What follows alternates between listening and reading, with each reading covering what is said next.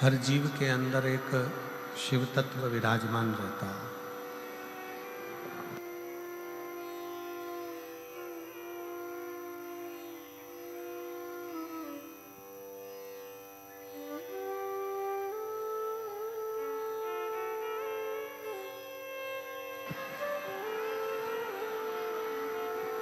शिव तत्व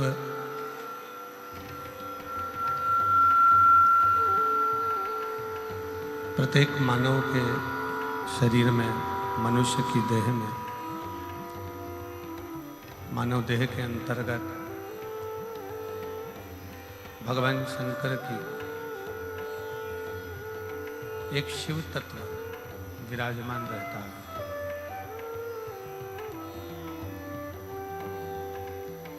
और वही शिव तत्व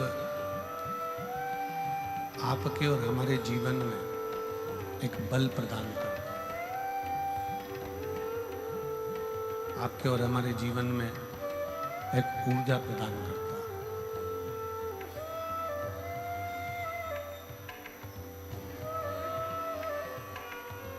शिव महापुराण की कथा कहती है, भगवान शंकर का चरित्र कहता है, शिव तत्व कहता है, ए बेटा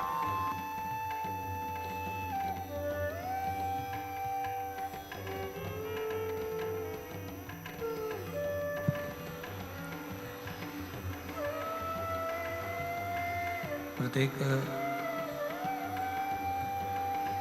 मानव के शरीर में, मनुष्य की देह में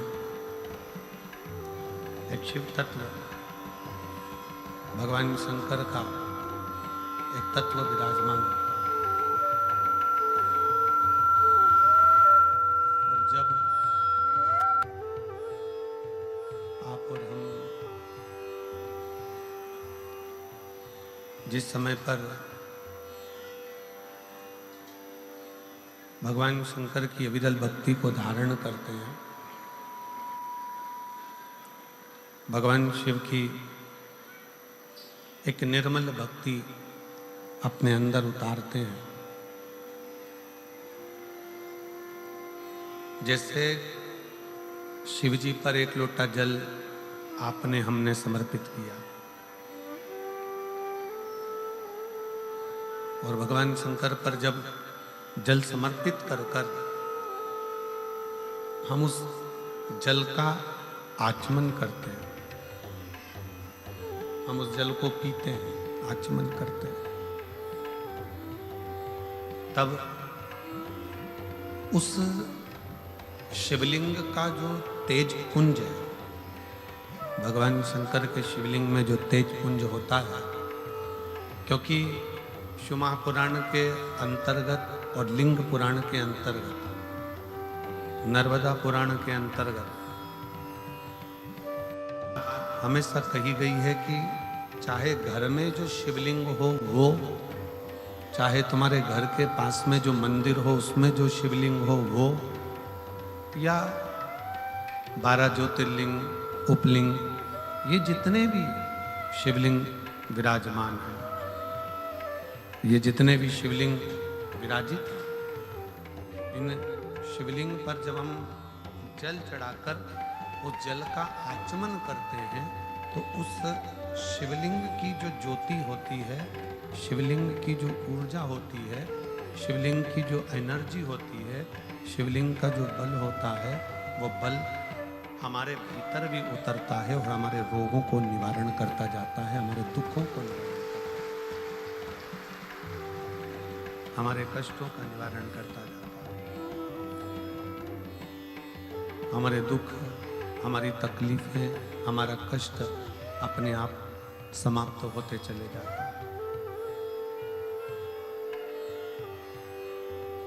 3 स्थान शिवलिंग पर वर्णित है कि ये 3 स्थान का जब स्पर्श करते हैं तो आप कितने भी रोग से ग्रसित क्यों ना हो, आप कितने भी रोग से घिरे क्यों ना हो, 3 स्थान का स्पर्श करने से आपको एक अलग से ऊर्जा प्राप्त होती है और आपके शरीर में कितना भी कंपन हो रहा हो, कितनी भी कमजोरी हो रही हो, कितना भी दर्द हो रहा हो, कितना भी कष्ट हो रहा हो, 3 स्थान शिवालय में शिवलिंग के जगह पर बताए गए हैं। उन स्थानों का स्पर्श करने से शरीर में एक ऊर्जा आती है, शरीर में एक बल उत्पन्न होता है, एक ऊर्जा आती है।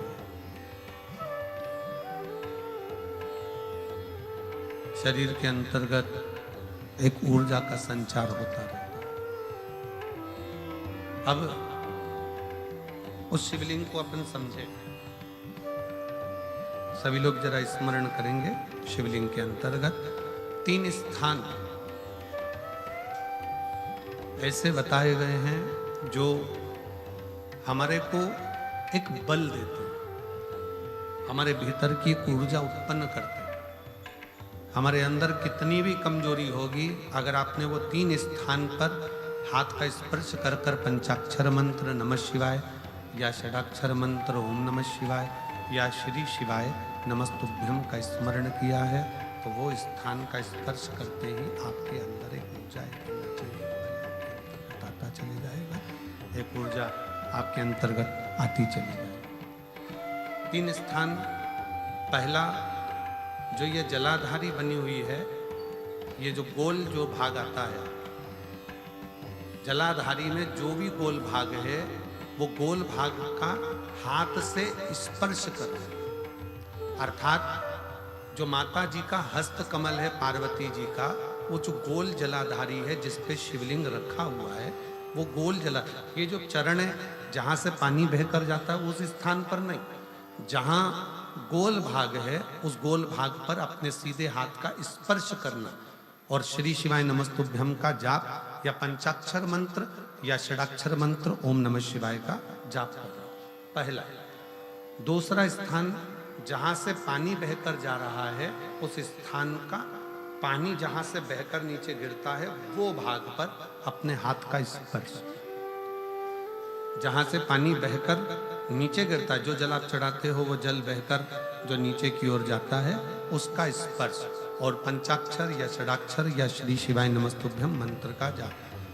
फिर तीसरा स्थान बताया कि शिवलिंग में किसी भी स्थान पर अपनी हथेली का स्पर्श, केवल हथेली का स्पर्श, उसमें उंगलियों का स्पर्श नहीं, केवल हथेली का स्पर्श, और पंचाक्षर या षडाक्षर या श्री शिवाय नमस्तुभ्यम मंत्र का जाप। ये 3 स्थान ऐसे बताए हैं कि आपके शरीर में अगर बिल्कुल भी इतनी एनर्जी नहीं है कि आप 2 कदम चल सकते हैं, तो शंकर के मंदिर में, शिवालय में जाकर ये 3 स्थान का स्पर्श करिए। मंदिर से जब आप बाहर निकलेंगे तो खुद के बल पर निकलेंगे, कोई आपको उठाने के लिए जरूरत नहीं, आप स्वयं के बल पर निकल सकते, स्वयं के बल पर आगे बढ़ सकते, स्वयं के बल पर आगे बढ़ सकते, स्वयं के बल पर आप आगे निकल सकते। 3 स्थान है जहाँ व्यक्ति के जीवन के दुख, तकलीफ, रोग, कष्ट अपने आप नष्ट होते चले जाते हैं। तो पहला जो स्थान है वो पार्वती जी का स्थान हस्तकमल। दूसरा कार्तिकेय और गणेश के मध्य में जो अशोक सुंदरी है और कार्तिक गणेश बैठे वहाँ से जो पानी नीचे की ओर आता है वो स्थान। और तीसरा अपनी हथेली का, शिवलिंग का कोई भी स्थान जहाँ अपनी हथेली का स्पर्श हो जाए वो स्थान। ये 3 जगह हमें बल देती है, हमें ऊर्जा देती है, हमें एनर्जी देती है।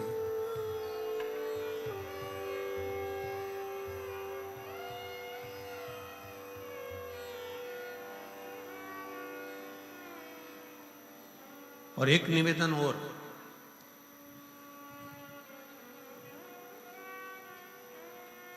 आप यदि कोई कार्य के लिए निकल रहे हो, कोई कार्य करने के लिए जा रहे हो और आपका मन उस कार्य में डामाडोल हो रहा है, ये होगा कि नहीं होगा, सफलता मिलेगी कि नहीं मिलेगी, मैं कोर्ट में जा रहा हूँ या पैसी पर जा रहा हूँ या कोई जमीन का लफड़ा है या कोई प्रॉब्लम है, इसमें सफलता मिलेगी कि नहीं मिलेगी। जब आपके 2 मन और ऐसा तो संसार में कोई जन्मा ही नहीं जिसके दो मन ना हो। घर से कथा सुनने निकलते हो तो दो मन हो जाते हैं, आज पीली साड़ी पहन के जाऊं कि नीली पहन कर जाऊं। दो मन जब भी हो जाते हैं। भोजन करने बैठते हो तो भी दो मन हो जाते हैं, दाल खाऊं कि गोभी की सब्जी से पहला टुकड़ा खाऊं। रोटी का पहला टुकड़ा जब तोड़ने का नंबर आता है तो सोच में आता है कि इससे खाऊं कि इससे खाऊं कि इससे खाऊं। दो मन तो वहां पर है। किसी के यहाँ शादी में गए, किसी के यहाँ शादी में पहुंचे और शादी में पहुंचकर वहां बहुत सारे स्टॉल लगे हैं, खाने की बहुत सारी व्यवस्था करी गई है। फिर दो मन हो जाते हैं कि मैं पहले चाउमीन खाऊं कि पानी पतासा खाऊं, गोलगप्पा खाऊं कि छम्मक लड्डू खाऊं कि मैं जलेबी खाऊं कि क्या। मन दो हर जगह।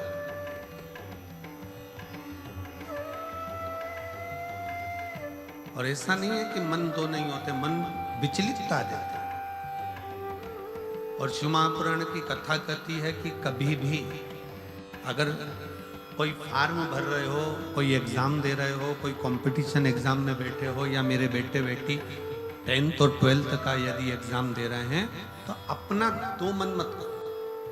तुम एक मन बनाओ कि मैं इस एग्जाम में बैठ रही हूं और मेरा विश्वास कहता है कि मैं शंकर पर पूरा भरोसा करती हूं और मैंने रात दिन पढ़ाई करी है, तो मैं पास होकर मानूंगी, तो वो पास होकर ही मानूंगी।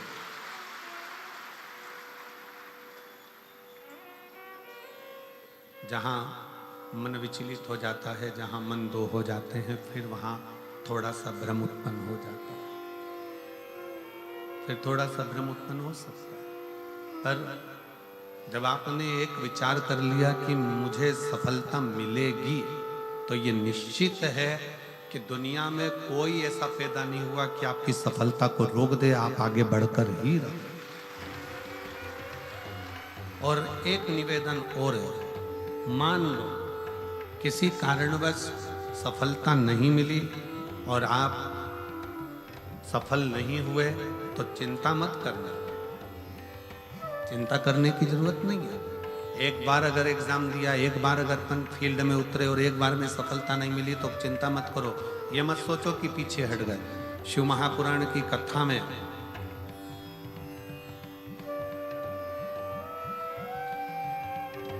वन के अंदर भगवान शंकर अर्जुन को ज्ञान उपदेश दिए थे।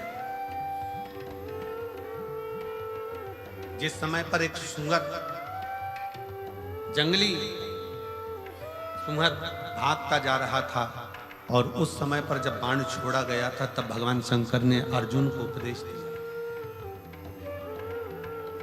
कि अर्जुन,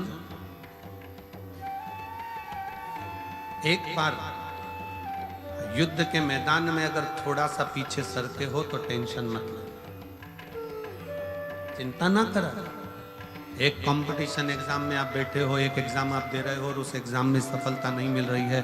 आपने एक बार परीक्षा दी, एक बार आपने नीट की तैयारी करी, एक बार आपने सीए की तैयारी करी, एक बार आपने अन्य तैयारियां करी और उसमें आपको सफलता नहीं मिली और आप उसमें उत्तीर्ण नहीं हुए और आपने मन दुखी कर लिया। अब मैं तो बताओ आगे ही नहीं बढ़ पाया। चिंता न करें। भगवान शंकर का ये संवाद जो उन्होंने ये युद्ध के पहले अर्जुन को दिया है, एक सुअर को मारते समय, एक जंगली सुअर को मारते समय भगवान शंकर ने उपदेश दिया था, अर्जुन तीर को बहुत दूर भेजना है ना, तो तीर को थोड़ा सा पीछे खींचना पड़ेगा। उसी तरह यदि एक बार तुम्हें सफलता नहीं मिली, एक बार तुम उत्तीर्ण नहीं हुए, तो ये मत सोचना कि तुम उत्तीर्ण नहीं हो गए। भगवान शंकर ने तुम्हें लंबी दूर फेंकना चाहते थे, इसलिए तुम्हें थोड़ा सा पीछे खींच लिया है और जम कर करके। शिव ने, आपने बहुत मेहनत करी, आपने बहुत परिश्रम करा,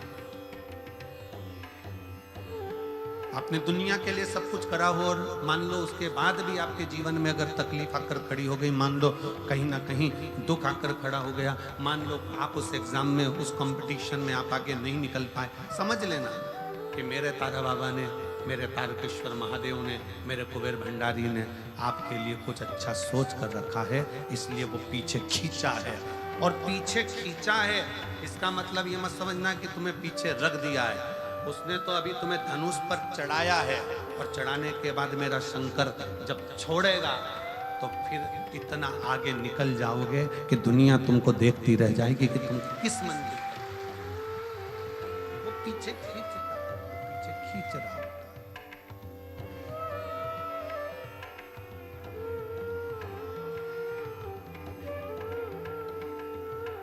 खूब मेहनत करो, खूब परिश्रम करो, खूब अच्छी लगन से कार्य करो, और जितनी मेहनत से कर सकते हो उतनी मेहनत से करो। जब जिस समय पर तुम्हारा दो मन हो रहा हो, तुम्हें लग रहा हो कि मैं निकलूंगा कि नहीं निकलूंगा, तुम्हें लग रहा है कि ये एग्जाम में क्लियर कर पाऊंगा कि नहीं कर पाऊंगा, मैं पहुंचूंगा कि नहीं पहुंचूंगा, तो यही तीन स्थान है, यही तीन स्थान है। तीन अक्षत को इन तीन स्थान पर ही रखा जाता है। जो तीन स्थान अभी आपको बताए हैं, एक माता पार्वती जी का गोल स्थान हस्तकमल स्थान, दूसरा जहां से पानी बहकर नीचे की ओर जा रहा है उसी विराम स्थल पर, और तीसरा शंकर भगवान के शिवलिंग पर। ये तीन स्थान तीन अक्षत से पूर्ति कर देते।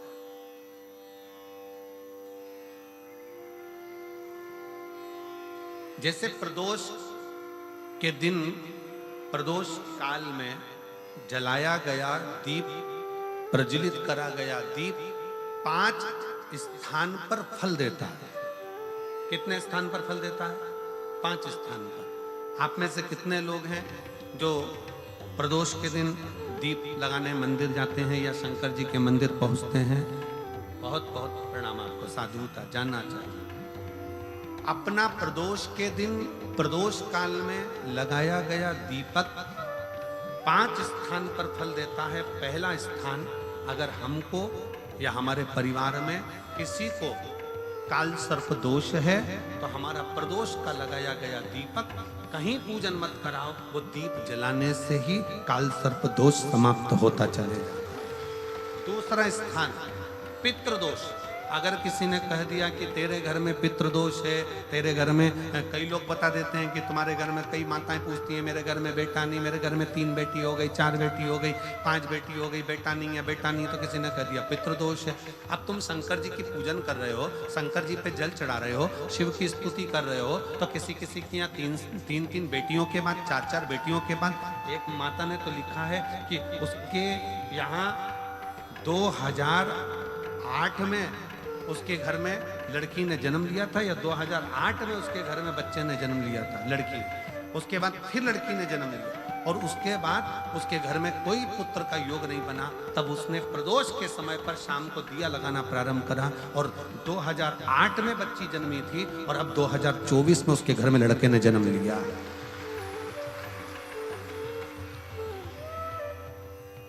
2024 में उसके घर में पुत्र ने जन्म लिया, वो बेटी होगी यहाँ पर कहीं ना कहीं, जिसके घर में बेटे। पहले की लड़की हुई, फिर 2 जुड़वा लड़की हुई, जुड़वा लड़की में से एक लड़की शांत हो गई, फिर आखिरी में बच्ची के कारण बस संतान प्राप्ति का योग नहीं बना। आखिरी में उसने फिर पुनः भगवान शंकर के प्रदोष काल में दीप जलाना प्रारंभ कर। कहीं बैठी हो तो हाथ हिला सकती हैं, अगर कहीं बैठी हो।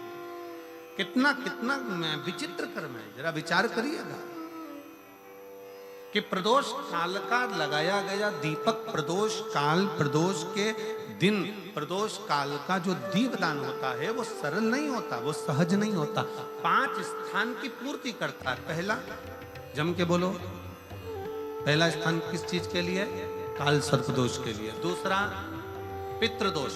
कैसा भी तुम्हें कोई पितृदोष बता दे, कितना भी तुमसे कोई कह दे कि तेरे घर में पितृ का दोष है, तेरे घर में ये दोष है, अगर आप प्रदोष के दिन, प्रदोष काल में, अर्थात सूर्य अस्त के समय के 2:45 तक का जो समय होता है, 2 घंटे के समय का, उसके अंतर्गत अगर आप प्रदोष काल के समय में भगवान शंकर को दीप लगाने के लिए अगर पहुंचे हो, तो वो आपको फल देगा ही, पितृ दोष का निवारण होगा ही, चाहे तुम कुछ करो चाहे मत करो, और पितृ की शांति करा दे।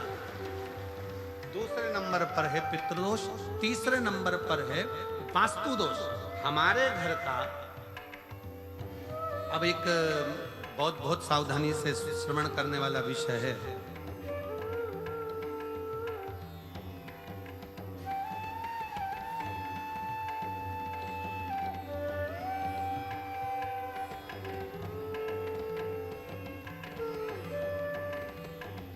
यदि वंश की वृद्धि नहीं है, 30 वर्ष शादी के हो गए, 40 वर्ष शादी के हो गए और औलाद है ही नहीं, डॉक्टर ने भी हाथ ऊंचे कर दिया,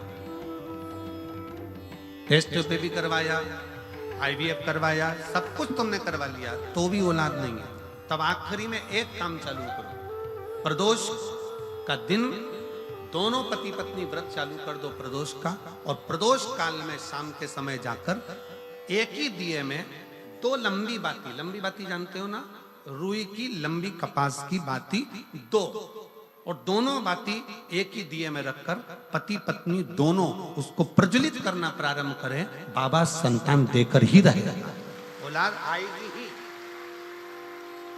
दीप की जो बाती में अंतर आ जाता है, एक गोल बाती में और लंबी बाती में अंतर आता है, बहुत अंतर आता है। पितरों के लिए गोल बाती का प्रयोग बहुत कम होता है महाराज, देवी जी के लिए, माता रानी के लिए, जगत जननी के लिए गोल बाती का प्रयोग बहुत कम होता है महाराज, ध्यान रखिएगा। एक पितर के लिए, एक जगत जननी जगदम्बा दुर्गा भवानी के लिए गोल बाती का प्रयोग कम होता है, लंबी बाती का प्रयोग ज्यादा। क्यों? क्योंकि हमारे घर की कुल देवी और हमारे घर के पितर हमारे वंश की वृद्धि करें, इसलिए लंबी बाती रखी जाती है, जिससे हमारा वंश बहुत लंबा चले, बहुत उन्नति की ओर बढ़े, इसलिए लंबी बाती का। शिव महापुराण की कथा कहती है 5 जगह पर हमारा जलाया गया एक दीप जो प्रदोष के दिन प्रदोष काल में लगाया जाता है, 5 जगह पर भारी पड़ता है। पहले नंबर पर जम के बोलते जाओ, काल सर्प दोष, दूसरे नंबर पर पितृदोष, तीसरे नंबर पर घर का वास्तु दोष। हमारे घर में कितना भी वास्तु दोष है, कोई ने कह दिया यहाँ बाथरूम नहीं बनना थी, यहाँ पर शौचालय नहीं बनना था, यहाँ सीढ़ी नहीं बनना थी, वो सीढ़ी वहां बनना थी, ये सीढ़ी वहां बनना थी, तुम पूरा घर तोड़वा के देख लो, उसके बाद में जैसा वास्तु वाले हैं वैसा करा कर देख लो, उसके बाद भी तुमको शांति नहीं मिले तो समझ लेना कि तुम्हारे घर में अब वास्तु दोष तो तुमने दिखाकर समाप्त कर लिया, फिर भी वो समाप्त नहीं हो रहा, तो प्रदोष काल का लगाया गया प्रदोष के समय का दिया आखिरी में वास्तु दोष को भी समाप्त कर देता है और उसमें भी फल प्रदान करता है। काल सर्प दोष, पितृदोष, वास्तु दोष। चौथे नंबर पर 1 रुपया कमाया, 1.25 रुपये खर्च हुआ, पैसा आया गया, ये चौथे नंबर का। व्यापार में थोड़े दिन दुकान अच्छी चली, थोड़े दिन बैठ गए, थोड़े दिन काम चला, थोड़े दिन बैठ गए, गाड़ी चली थोड़े दिन फिर बैठ गए, अर्थात हमारी फैक्ट्री थोड़े दिन चली फिर बैठ गए, कहीं ना कहीं तकलीफ, थोड़े दिन खाते थोड़े दिन रोते वाला चल रहा है। तो प्रदोष काल का, प्रदोष के समय का दिया इस दुख को समाप्त कर कर रेगुलर एक जैसी सांझी, एक जैसी लक्ष्मी की वृद्धि करते चले गए, प्रदोष काल का। और 5वें नंबर का प्रदोष काल का दिया, प्रदोष समय का दिया 5वें नंबर पर रोग का निवारण का, रोग निवारण।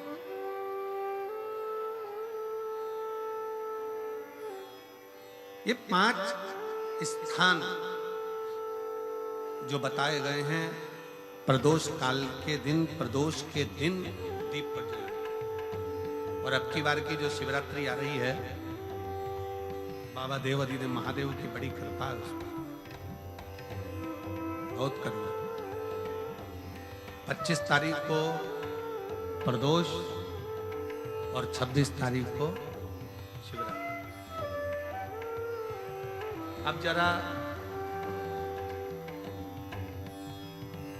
प्रदोष के पर्यांत की, प्रदोष के बाद की बिल्कुल लगी हुई पीठ से जो शिवरात्रि होती है, वो शिवरात्रि अगर उस शिवरात्रि का व्रत, साधना, तप, भजन संसार का मनुष्य कर लेता है तो जिंदगी में उसने कोई व्रत किए ना किए हो, अगर एक व्रत शिवरात्रि का, प्रदोष की पीठ से लगी हुई शिवरात्रि का अगर कर लेता है तो उसको पूरे जीवन के व्रत का पुण्य फल प्राप्त हो। एक व्रत शिवरात्रि का प्रदोष पर्यंत की, अर्थात प्रदोष की पीठ से जुड़ी हुई। अब अगर आप कोई ब्राह्मण से, अगर कोई विद्वज्जन से, कोई पंडित जी से आप पूछेंगे प्रदोष कितनी बजे लग रहा है, वो बताएंगे। फिर प्रदोष लगने के बाद प्रदोष कब समाप्त हो रहा है, तो जिस दिन 26 तारीख हो रही है उसमें लगाया। दोनों की पीठ मिल रही है।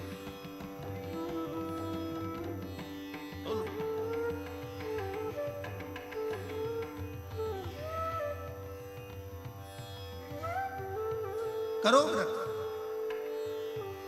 आपने कितनी भी एकादशी के व्रत करे हो, कितनी भी द्वादशी के व्रत करे हो, कितनी भी चतुर्थी व्रत करे हो, कितनी भी तीज व्रत करे हो, कितनी भी अष्टमी का व्रत करा हो, कितनी भी नवरात्रे के व्रत करा हो, कितनी भी तीज का व्रत करा हो, चाहे दुनिया के कितने भी व्रत आपने करे हो, अगर आपने एक महाशिवरात्रि का व्रत नहीं करा तो कोई व्रत का पुण्य फल आपके खाते के अंतर्गत आ नहीं पाता।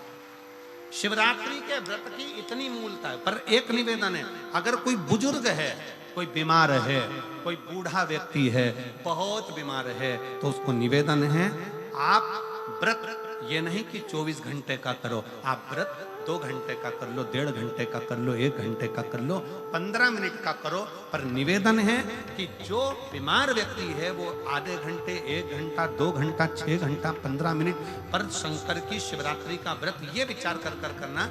बहू बेटा नाते रिश्ते सबको कह देना। कोई बीमार व्यक्ति है ना, वो भी कह दे कि देख बेटा मेरा व्रत है। तो घर के लोग कहेंगे पापा आपकी तबीयत खराब, मम्मी आपकी तबीयत खराब, दादी आपकी तबीयत खराब, आप व्रत कैसे कर रही हो, बच्चे की व्रत, बच्चा कैसे व्रत कर रहा है, तो कह देना मेरा 2 घंटे का व्रत है। 2 घंटे मैं बाबा का नाम लेकर, जल चढ़ाकर, जल का आचमन कर कर मेरे बाबा की भक्ति कर लूं 2 घंटे की, मेरा व्रत पूर्ण हो जाएगा। मैं व्रत कर रहा हूं। आधी में पुनी, तुलसी बाबा कहते हैं थोड़े में बहुत होता है। आपके व्रत अगर कोई बीमार है उसके लिए, अगर कोई कष्ट है शरीर में उसके लिए ऐसा व्रत है। बाकी के सभी के लिए तो वही व्रत शिवरात्रि का पूर्ण व्रत है जिसमें भगवान शंकर की विरल भक्ति को हम प्राप्त करें।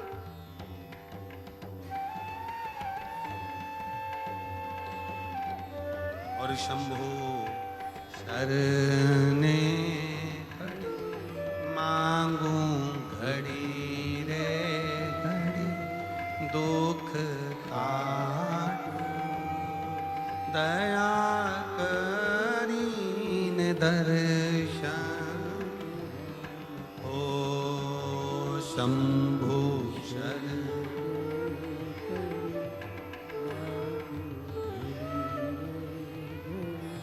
दुख काटो दया करीन दर्शन। भगवान शंकर की अविरल भक्ति को धारण करिए, शिव तत्व को धारण करिए, शिव उपासना को धारण करिए।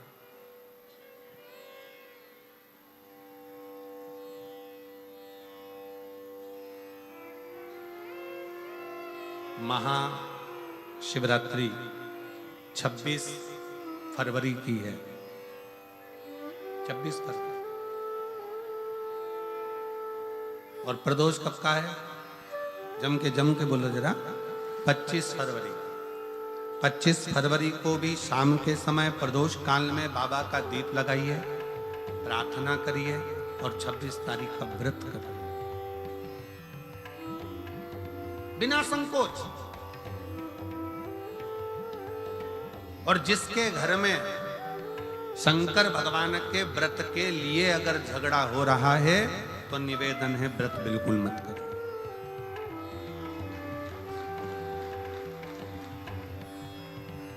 पति पत्नी का झगड़ा हो रहा है, पति कह रहा है क्या शंकर शंकर लग रहा है, अपने को शिवरात्रि के दिन शंकर जी का अपमान नहीं सुनना।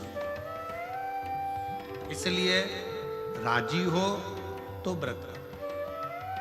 राजी नहीं है पति, परिवार के लोग राजी नहीं है, चिड़चिड़ कर रहे हैं तुम्हारे व्रत करने से, तो आपके चक्कर में शंकर भगवान की निंदा तुम्हारे कान में जाए, ऐसा व्रत किसी का, ऐसे व्रत की कोई नहीं।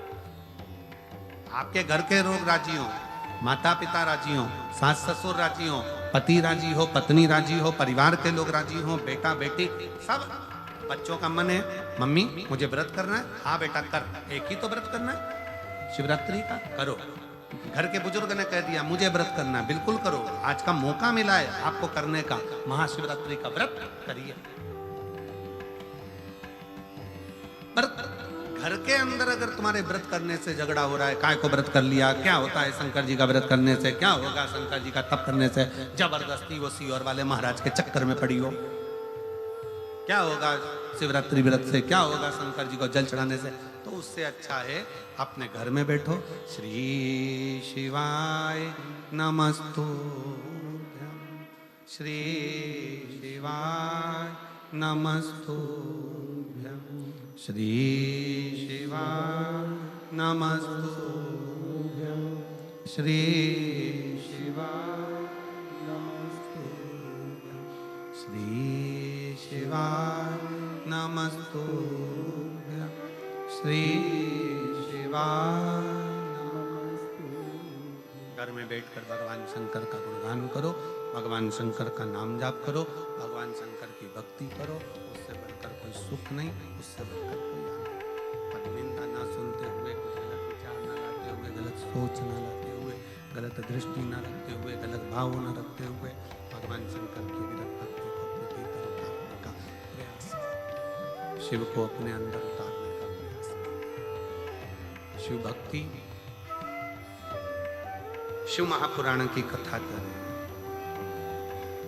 3 स्थान का स्पर्श रोग का निवारण कर देता है। 3 जगह पर चढ़ाया गया अक्षत हमारे मन को एकाग्रित कर कर और हमें अपनी मंजिल तक पहुंचा देता है। और प्रदोष और शिवरात्रि के मिलन का महोत्सव हमारे जीवन को आनंदता देता है। आनंद,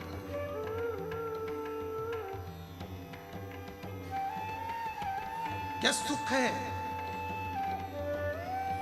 आपके यहाँ तो सिरसा वालों को तो बड़ी बड़ी बधाइयां हम दें कि सिरसा की पवित्र भूमि पर तारकेश्वर महादेव विराजमान है। कम से कम 1 लोटा चढ़ाने के लिए, जल के लिए आप हृदय से पहुंच तो जाते हो।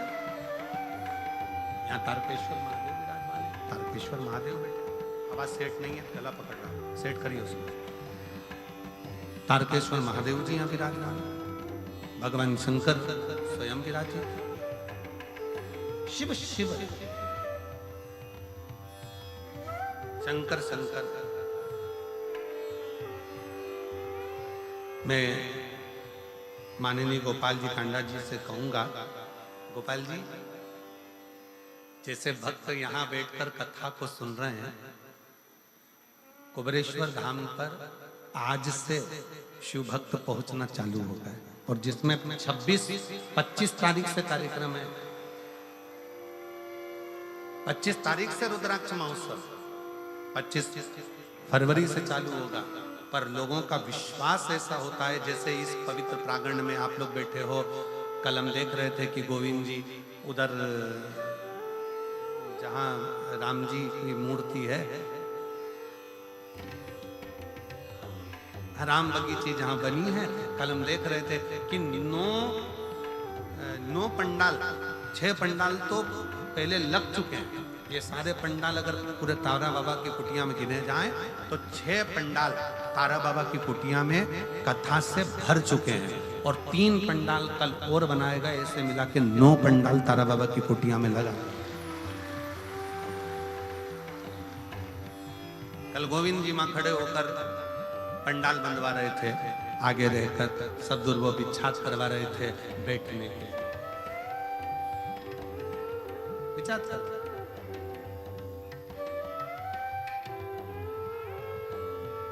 और कितना समर्पण है।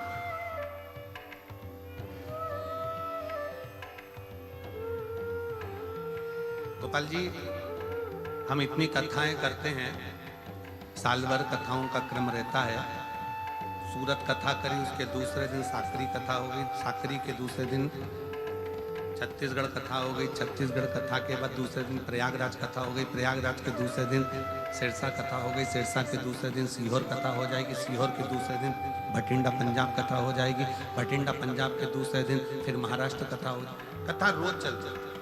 पर तारा बाबा की कुटिया में जो व्यवस्थाएं देखने को मिलती है कि जिनके पास में अगर ओढ़ने का कम्बल भी नहीं होता है ना, तो रात्रि के समय पर उनको देखकर उनके तन पर कम्बल भी उड़ा दिया जाता है कि इसको आप आराम से सो। इसको शिव भक्ति कहते हैं। ये दिखावे से परे है, दिखावे से परे।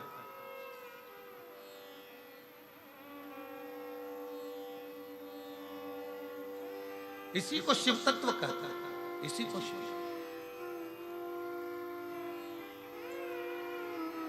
भोजन भंडारा सुबह से चालू हुआ, शाम तक चलता रहा, खूब आनंद के साथ लोग प्रसाद खा रहे,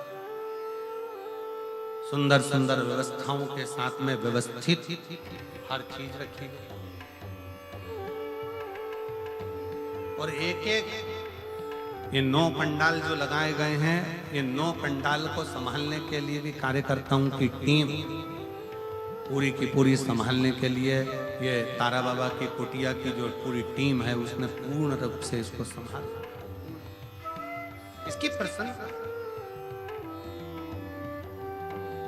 और शंभु शरणे पड़े मांगू घड़ी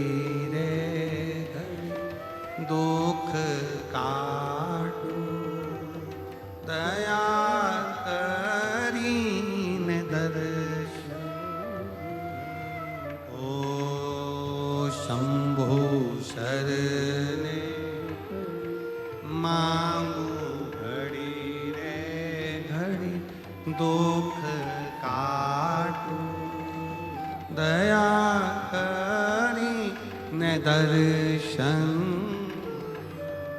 शिव तत्व इसी को कहते। और जितने 9 पंडाल में शिव भक्त भरे पड़े हुए हैं उनको एक निवेदन जरूर करूंगा, आप चिंता मत करना। आप मेरे बाबा की कथा को ग्रहण करने के लिए मेरा शंकर कथा के माध्यम से हमने फिर कहेंगे, ये शिव महापुराण केवल पोथी नहीं है, ये मेरे शंकर का एक अंश स्वरूप है। जब हम कथा सुनते हैं, श्री शिवाय नमस्तुभ्यम बोलते हैं, बोलने के बाद जब हम मौन हो जाते हैं, उस समय पर आपका दुख काटने के लिए मेरा शंकर आपके कर्ण से प्रवेश कर कर आपके हृदय में बैठकर आपके घर तक जाकर आपके दुख को काट देता। ये दुनिया लोग कहते कि कथा है, दुनिया की दृष्टि में लोग कहते हैं कि ये शिवपुराण है। हमारी दृष्टि में ये कथा नहीं है, हमारी दृष्टि में तो हमारा शंकर है, हमारा शिव।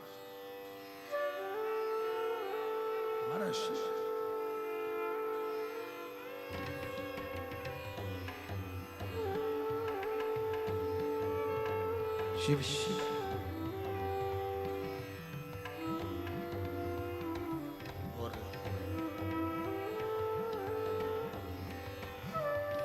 जो दिल से मांग लिया, जिसने दिल से कह दिया, जिसने दिल से पुकार लिया, शिव। ब्रह्मा ब्रह्मलोक में रहते हैं, भगवान विष्णु बैकुंठ में रहते हैं। उनको आने में देरी हो सकती है, पर मेरा शंकर इसी पृथ्वी पर रहता है, इसी भूमंडल में रहता है, इसी ब्रह्मांड में, इसी पृथ्वी पर मृत्यु लोक का देव अधिदेव महा।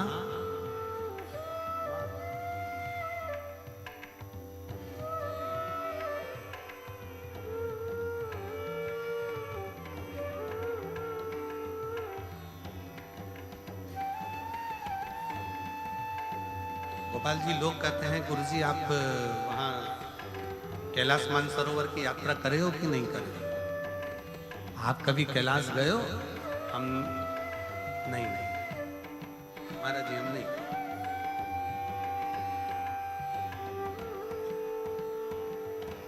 हम नहीं गए। कहा आप इतने बड़े शंकर जी का गुणगान करते हो और आप कैलाश नहीं गए? हमने कहा वो कैलाश वाला खुद शिव महापुराण की कथा में रोज आता है और रोज भक्तों का दुख काट कर जाता है, प्रतिदिन आता है। लोग कहते हैं कि शिव महापुराण सुनने के लिए केवल शिव भक्त आते हैं, पर हमारा विश्वास कहता है कथा के पंडाल में जिस स्थान पर शिव पुराण की कथा होती है उस स्थान पर, उस पुराण की साक्षी में शिव महापुराण में 7 दिन लगातार रोज प्रतिदिन मेरा शंकर स्वयं शिव पुराण में लिखा। शिव महापुराण के उमाखंड में भगवान शंकर कहते हैं, और जिस समय पर शिव महापुराण की विद्येश्वर संहिता में वर्णन किया, तुमरुका जी कथा कहते हैं, ईश्वर जी और गोरा जी, शंकर जी और पार्वती जी यजमान बनते हैं। यजमान बनने पर जब कथा विराम होती है, विराम के समय पर तुमरुका जी से शंकर भगवान कहते हैं कि आपने कथा बाची है तो आपकी दक्षिणा की, आपने कथा बाची है तो आपकी दक्षिणा क्या है? तब उस समय पर तुमरुका जी कहते हैं भगवान शंकर जी से, ईश्वर जी गोरा जी से, हमको अगर दक्षिणा देना है मेरे विश्वनाथ, तो दक्षिणा ऐसी दीजिए कि जिस स्थान पर शिव महापुराण की कथा हो, आप कैलाश और काशी छोड़कर उस स्थान पर 7 दिन विश्राम कीजिए। ये ईश्वर जी और गोरा जी ने भगवान तुमरुका जी को वचन दिया है, तुमरुकेश्वर को वचन दिया है, तुमरुका जी को वचन दिया कि जहां शिव महापुराण की कथा होगी उस स्थान पर मैं विराजमान रहूंगा।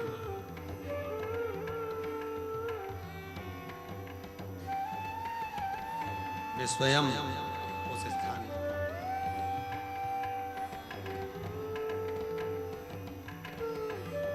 पर, कितनी विचित्र शिव महापुराण की कथा का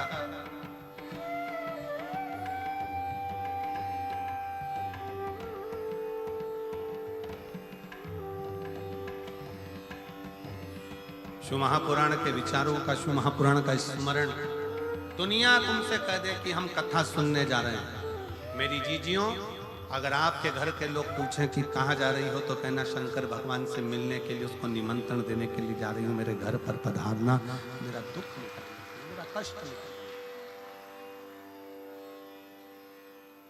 एक पत्र है, देखिए,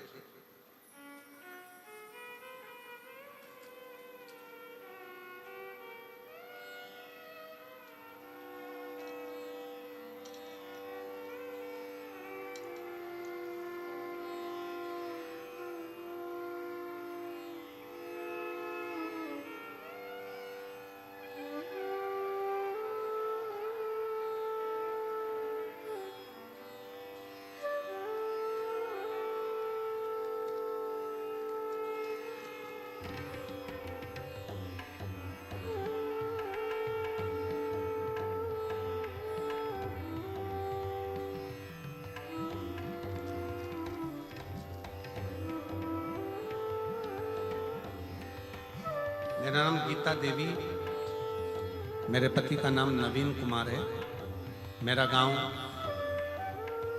गंगवा, जिला हिसार की रहने वाली है। आप ही हैं? आ जाइए, बेलपत्र लेकर आ जाओ। सबसे पहले गोपाल जी कांडा जी को धन्यवाद देती हूँ कि उन्होंने हमें दूसरी बार शिव पुराण सुनने का मौका दिया है, जिन्होंने इतनी सुंदर कथा सुनने का हमें मौका दिया। एक लोटे जल व शिव कथा का क्या वर्णन करूं गुरुदेव। 2018 से सरकारी नौकरी की तैयारी कर रही थी, पर बाबा ने मुझे आज 2024 में सरकारी नौकरी दी है। गुरुदेव, मैंने जितनी जगह पर अभी ज्योतिषों को दिखाया, सबने कहा था कि तुम्हारी किस्मत में सरकारी नौकरी नहीं है, मैंने आस छोड़ दी थी। तब एक बार मैं अपने माई के गांव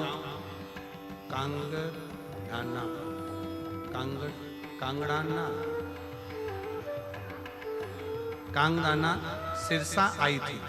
तब मेरी माँ ने मुझे कहा था कि टीवी पर जो महाराज कथा कहते हैं ना, वो सिरसा में आए हैं, गोपाल कांडा जी, गोविंद कांडा जी बुलाएं। मैंने सुना है कि जब वो कथा कहते हैं तो उनके पंडाल में बैठकर जो मांगा जाता है वो बाबा देता है 3 महीने के अंदर। चल तू मेरे साथ कथा सुनने के। मैं अपने मायके आई, मैं आपको जानती नहीं थी। पहली बार मैंने पंडाल में बैठकर शिव महापुराण की कथा इस मायके के अनुसार यहाँ बैठकर श्रवण कर। उस समय पर इस पंडाल के अंदर मैं नहीं आ पाई थी, बाहर के पंडाल में बैठकर मैंने कथा सुनी थी। वहीं बैठकर श्री शिवाय नमस्तुभ्यम कहते हुए बाबा से निवेदन करा और बाबा की ऐसी कृपा हुई कि 3 महीना भी पूरा नहीं हुआ और बाबा ने मेरा पुलिस में भर्ती करवाया और मेरी नौकरी लग गई। फोटो भी लगा रही हूं। बाबा की कृपा ऐसी हुई कि 3 महीना भी नहीं हुआ और बाबा ने मुझे पुलिस में नौकरी में लगा दिया। गुरुदेव 6 साल से तैयारी कर रही थी नौकरी की, पर मुझे क्या मालूम था कि पंडाल में बैठकर कथा सुनने में 3 महीने के अंदर मुझे नौकरी मिल गई। मैं बाबा को यहाँ प्रणाम करता हूँ। शिव तत्व किसको कहता है? एक पत्र और बड़ा सुंदर है, देखिएगा। मेरा नाम केलो देवी है और मेरे पति का नाम राजकुमार है। मेरा मोबाइल नंबर ये है। आप ही हैं? आ जाओ, आ जाइए।